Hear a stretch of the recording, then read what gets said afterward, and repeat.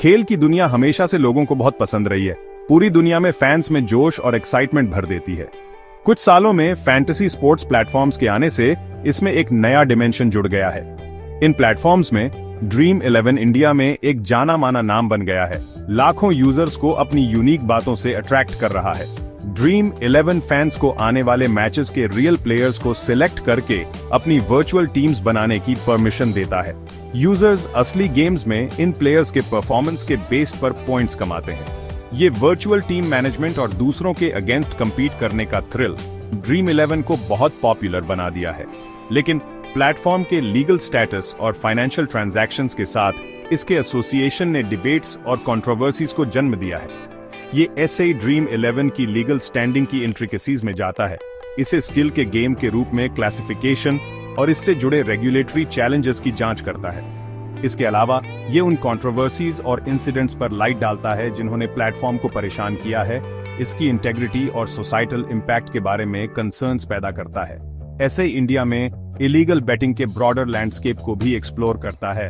Robust regulations और enforcement mechanisms की urgent need को हाईलाइट करता है। अंत में ये ड्रीम 11 के मार्केट डोमिनेंस और मेजर स्पोर्टिंग ऑर्गेनाइजेशंस के साथ इसकी पार्टनरशिप्स की जांच करता है। इसके ग्रोइंग इन्फ्लुएंस के इम्प्लीकेशंस का एनालिसिस करता है। इन एस्पेक्ट्स के कॉम्प्रिहेंसिव एनालिसिस के थ्रू इस एसे का एम ड्रीम 11 के लीगल और एथिकल डिमेंशंस की एक न्यूआंस्ड अंडरस्टैंडिंग प्रोवाइड करना है। इंडिया में ऑनलाइन गेमिंग के फ्यूचर और इसके रेगुलेशन पर एक ब्रॉडर डिस्कशन को प्रॉम्प्ट करना है। ड्रीम 11 को लेकर चल रही डिबेट के सेंटर में यह बेसिक सवाल है, क्या यह स्किल का गेम है या गैम्बलिंग का एक फॉर्म? इंडियन कॉन्टेक्स्ट में यह डिफरेंस बहुत इंपॉर्टेंट है, क्योंकि गैम्बलिंग लार्जली प्रोहिबिटेड है, जबकि स्किल के गेम्स को लीगल प्रोटेक्शन मिली हुई है। ड्रीम 11 ने हमेशा यही मेंटेन किया है कि यह स्किल का गेम है, यह तर्क देते हुए कि प्लेटफॉर्म पर सक्सेस यूजर्स के नॉलेज, जजमेंट और स्पोर्ट की अंडरस्टैंडिंग पर हेविली रिलाई करती है। पार्टिसिपेंट्स को अपनी वर्चुअल टीम्स बनाते समय स्ट्रेटेजिक डिसीजंस लेने के लिए प्लेयर स्टैटिस्टिक्स, टीम कंपोजिशंस और कई अदर फैक्टर्स का केयरफुली एनालिसिस करना होता है। चांस का एलिमेंट प्रेजेंट होते हुए भी एक्सेल करने के लिए रिक्वायर्ड स्किल और नॉलेज से काफी कम हो जाता है। गैम्बलिंग को प्रमोट करने के एलिगेशंस के खिलाफ ड्रीम 11 के डिफेंस में यह आर्ग्यूमेंट सेंट्रल रहा है। उनका कहना है कि बेटिंग के ट्रेडिशनल फॉर्म्स के अनलाइक, जहां आउटकम्स अक्सर प्योर लक से डिसाइड होते हैं, ड्रीम 11 यूजर्स को उनकी एनालिटिकल एबिलिटीज और स्ट्रेटेजिक थिंकिंग के लिए रिवॉर्ड करता है।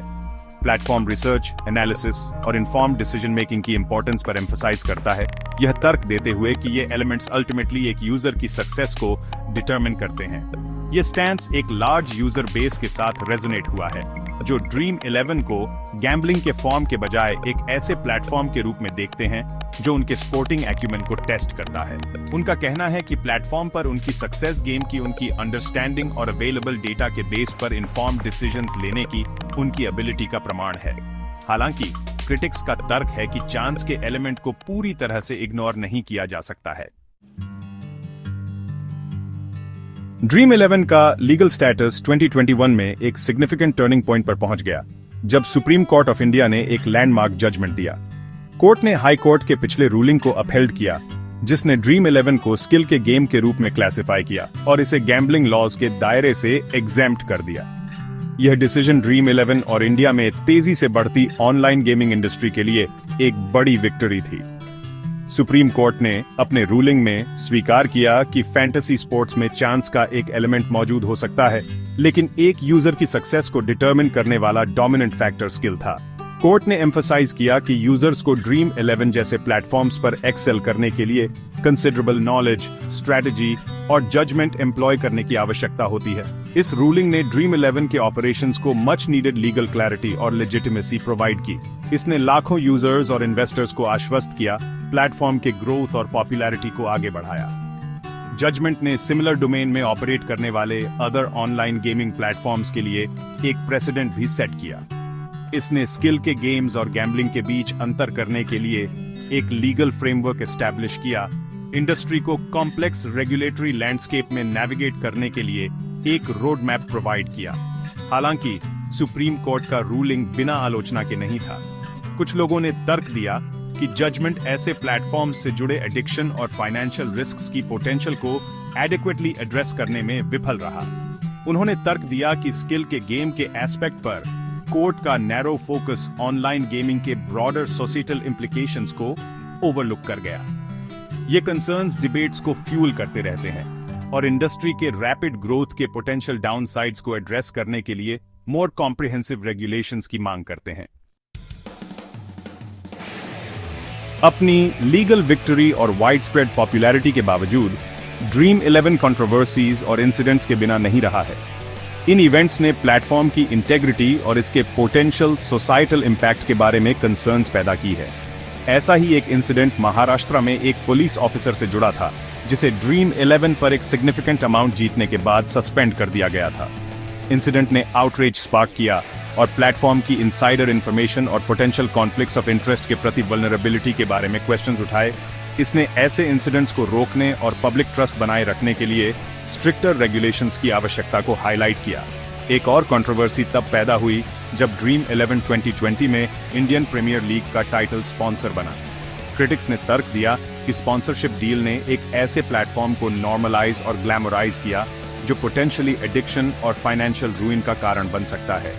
आईपीएल जैसे हाई प्रोफाइल स्पोर्टिंग इवेंट के साथ एसोसिएशन, उन्होंने तर्क दिया, गलत मैसेज भेज सकता है, खासकर सोसाइटी के वल्नरेबल सेक्शंस को। इन कंट्रोवर्सीज और इंसिडेंट्स ने ड्रीम 11 की ओर से ग्रेटर ट्रांसपेरेंसी और अकाउंटेबिलिटी की आवश्यकता को रेखांकित किया है। उन्होंने रैपिडली इवॉल्विंग इंडस्ट्री को रेगुलेट करने की चैलेंजेस को भी हाईलाइट किया है, जहां स्किल बेस्ड गेमिंग और गैम्बलिंग के बीच की लाइंस अक्सर धुंधली हो सकती है।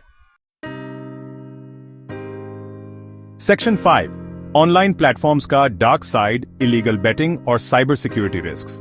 ड्रीम 11 जैसे ऑनलाइन प्लेटफॉर्म्स के उदय ने इंडस्ट्री के डार्क अंडरबेली, इलीगल बेटिंग और साइबर सिक्योरिटी रिस्क्स को भी लाइट में लाया है। जबकि ड्रीम 11 स्किल के गेम्स के लीगल फ्रेमवर्क के भीतर ऑपरेट करता है, कई अदर प्लेटफॉर्म्स परछाई में ऑपरेट करते हैं, इलीगल बेटिंग ऑप्शंस ऑफर करते हैं और यूजर्स के लिए सिग्निफिकेंट रिस्क्स पैदा करते हैं। इन इलीगल प्लेटफॉर्म्स में अक्सर ट्रांसपेरेंसी और अकाउंटेबिलिटी की कमी होती है, जिससे यूजर्स फ्रॉड और फाइनेंशियल एक्सप्लॉयटेशन के प्रति वल्नरेबल हो जाते हैं। वे मनी लॉन्ड्रिंग और ऑर्गेनाइज्ड क्राइम की इन्वॉल्वमेंट के बारे में भी कंसर्न्स पैदा करते हैं। इसके अलावा ऑनलाइन प्लेटफॉर्म्स द्वारा प्रदान की जाने वाली एनोनिमिटी व्यक्तियों, जिनमें नाबालिग भी शामिल हैं, के लिए प्रॉपर एज वेरिफिकेशन या सेफगार्ड्स के बिना बेटिंग एक्टिविटीज में शामिल होना आसान बनाती है। इनमें से कई प्लेटफॉर्म्स पर रोबस्ट साइबर सिक्योरिटी मेजर्स की कमी रिस्क्स को और बढ़ा देती है। यूजर डेटा, जिसमें पर्सनल और फाइनेंशियल इंफॉर्मेशन शामिल है, अक्सर पोरली प्रोटेक्टेड होती है, जिससे वे ब्रीचेस और आइडेंटिटी थेफ्ट के लिए ससेप्टेबल हो जाते हैं। क्विक रिचेस का लालच और इन इलीगल प्लेटफॉर्म्स तक पहुंचने में आसानी लॉ एनफोर्समेंट एजेंसीज के लिए एक बड़ी चैलेंज है। ऑनलाइन बेटिंग की एनोनिमिटी और क्रॉस बॉर्डर नेचर परपेट्रेटर्स को ट्रैक करना और एग्जिस्टिंग लॉज को एनफोर्स करना मुश्किल बना देती है।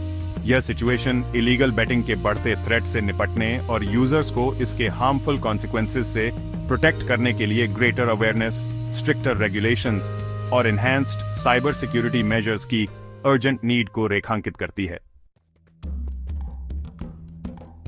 सेक्शन 6, रेगुलेटरी मेज को नेविगेट करना, चैलेंजेस और लूप होल्स।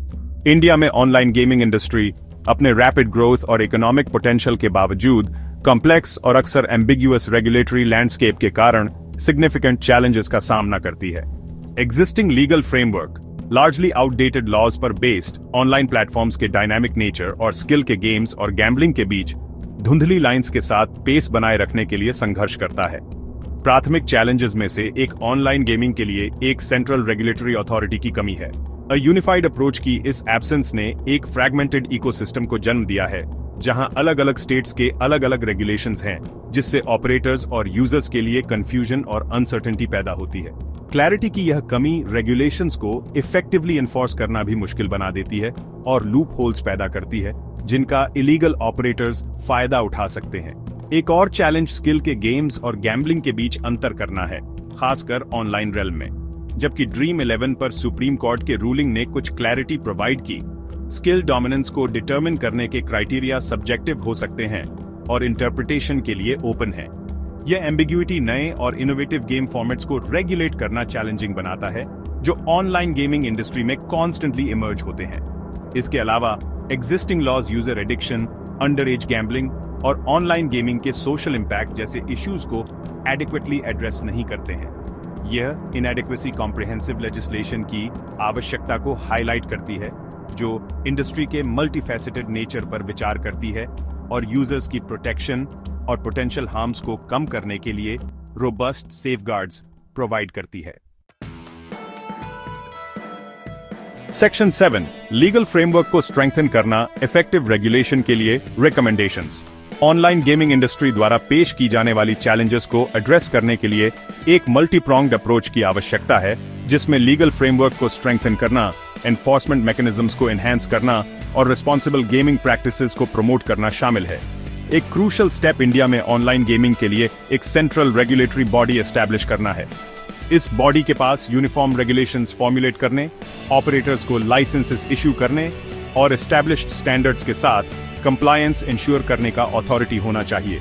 एक सेंट्रलाइज्ड अप्रोच ऑपरेटर्स के लिए एक लेवल प्लेइंग फील्ड बनाने, एम्बिग्यूटी को कम करने और पूरे देश में रेगुलेशंस के बेटर एनफोर्समेंट को फैसिलिटेट करने में मदद करेगा। इसके अलावा डिजिटल एज की रियलिटीज को रिफ्लेक्ट करने के लिए एग्जिस्टिंग गैम्बलिंग लॉज को अपडेट करने की तत्काल आवश्यकता है। इन अपडेटेड लॉज को स्किल के गेम्स और गैम्बलिंग को क्लियरली डिफाइन करना चाहिए, ऑनलाइन गेम्स के इवॉल्विंग नेचर को ध्यान में रखते हुए। उन्हें user addiction, under age gambling और फाइनेंशियल फ्रॉड जैसी इमर्जिंग कंसर्न्स को भी एड्रेस करना चाहिए। एनफोर्समेंट को एनहांस करने के लिए लॉ एनफोर्समेंट एजेंसीज को इलीगल बेटिंग ऑपरेशन से निपटने के लिए आवश्यक टूल्स और रिसोर्सेज से लैस करने की आवश्यकता है। इसमें साइबर सिक्योरिटी मेजर्स को स्ट्रेंथन करना, सर्वेलेंस कैपेबिलिटीज को एनहांस करना और क्रॉस बॉर्डर क्रिमिनल नेटवर्क्स को ट्रैक करने के लिए इंटरनेशनल कोलैबोरेशन को बढ़ावा देना शामिल है। सेक्शन 8 ड्रीम 11 का मार्केट डोमिनेंस और पार्टनरशिप्स, एक डबल एज्ड सोर्ड। ड्रीम 11 का मीटियोरिक राइज ने इसे इंडियन फैंटेसी स्पोर्ट्स मार्केट में एक डोमिनेंट प्लेयर बना दिया है। प्लेटफॉर्म एक मैसिव यूजर बेस का दावा करता है और इंटरनेशनल क्रिकेट काउंसिल और नेशनल बास्केटबॉल एसोसिएशन सहित मेजर स्पोर्टिंग ऑर्गेनाइजेशंस के साथ लुक्रेटिव पार्टनरशिप सिक्योर की है।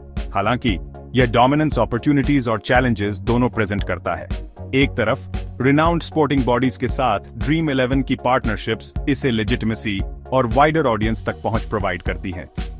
ये कोलैबोरेशंस प्लेटफॉर्म को प्रमोट करने और फैंटेसी स्पोर्ट्स को एंटरटेनमेंट के रूप में लेजिटिमाइज करने में मदद करते हैं।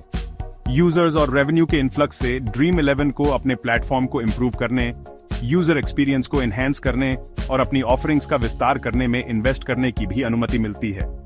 इस ग्रोथ का ओवरऑल ऑनलाइन गेमिंग इकोसिस्टम पर पॉजिटिव स्पिलओवर इफेक्ट्स हो सकता है, इनोवेशन और कंपटीशन को बढ़ावा मिल सकता है। हालांकि ड्रीम 11 का market dominance potential monopolistic practices और कॉन्फ्लिक्ट्स ऑफ इंटरेस्ट के बारे में भी कंसर्न्स पैदा करता है। क्रिटिक्स का तर्क है कि प्लेटफॉर्म का डोमिनेंस कंपटीशन को स्टाइफल कर सकता है और यूजर चॉइस को लिमिट कर सकता है। स्पोर्टिंग इवेंट्स पर प्लेटफॉर्म के इन्फ्लुएंस और इसके इंटरेस्ट के पक्ष में बायसेस की पोटेंशियल के बारे में भी कंसर्न्स हैं। इसलिए यह इंश्योर करना क्रूशियल है कि ड्रीम 11 का market dominance, fair competition, user privacy या उन स्पोर्ट्स की इंटेग्रिटी की कीमत पर न आए जिनसे यह एसोसिएटेड है।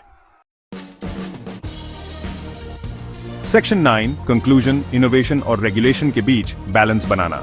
ड्रीम 11 की कहानी इंडिया में ऑनलाइन गेमिंग इंडस्ट्री के ब्रॉडर नैरेटिव को रिफ्लेक्ट करती है। इनोवेशन, अपॉर्चुनिटी और कॉम्प्लेक्स चैलेंजेस की एक कहानी।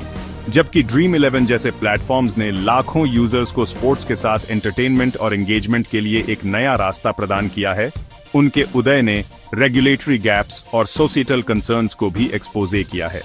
ड्रीम 11 के लीगल स्टेटस को लेकर चल रही डिबेट ऑनलाइन गेमिंग की एक न्यूआंस्ड अंडरस्टैंडिंग की आवश्यकता और स्किल के गेम्स और गैम्बलिंग के बीच अंतर करने की इंपॉर्टेंस को हाईलाइट करती है। ड्रीम 11 पर सुप्रीम कोर्ट का रूलिंग एक लैंडमार्क जजमेंट होते हुए भी डिबेट को पूरी तरह से सेटल नहीं किया है। इसने क्लियरर रेगुलेशंस, एक रोबस्ट एनफोर्समेंट मैकेनिज्म और policy makers, industry stakeholders और सिविल सोसाइटी के बीच ऑनगोइंग डायलॉग की आवश्यकता को रेखांकित किया है। इनोवेशन को बढ़ावा देने और यूजर प्रोटेक्शन को इंश्योर करने के बीच बैलेंस बनाना क्रूशल है। ओवर रेगुलेशन एक प्रॉमिसिंग इंडस्ट्री के ग्रोथ को स्टाइफल कर सकता है, जबकि ओवरसाइट की कमी यूजर्स को फाइनेंशियल और सोशल रिस्क्स के लिए एक्सपोज कर सकती है। जैसे जैसे ऑनलाइन गेमिंग इंडस्ट्री का विकास जारी है, रेगुलेशन के लिए एक प्रोएक्टिव और एडेप्टिव अप्रोच अपनाना अनिवार्य है। इस अप्रोच को यूजर सेफ्टी को प्राथमिकता देनी चाहिए, रिस्पॉन्सिबल गेमिंग प्रैक्टिसेस को प्रमोट करना चाहिए और इंडस्ट्री की लॉन्ग टर्म सस्टेनेबिलिटी को इंश्योर करना चाहिए। चैलेंजेस को एड्रेस करके और ऑनलाइन गेमिंग की पोटेंशियल का उपयोग करके इंडिया एक थ्राइविंग और रिस्पॉन्सिबल डिजिटल एंटरटेनमेंट इकोसिस्टम बना सकता है।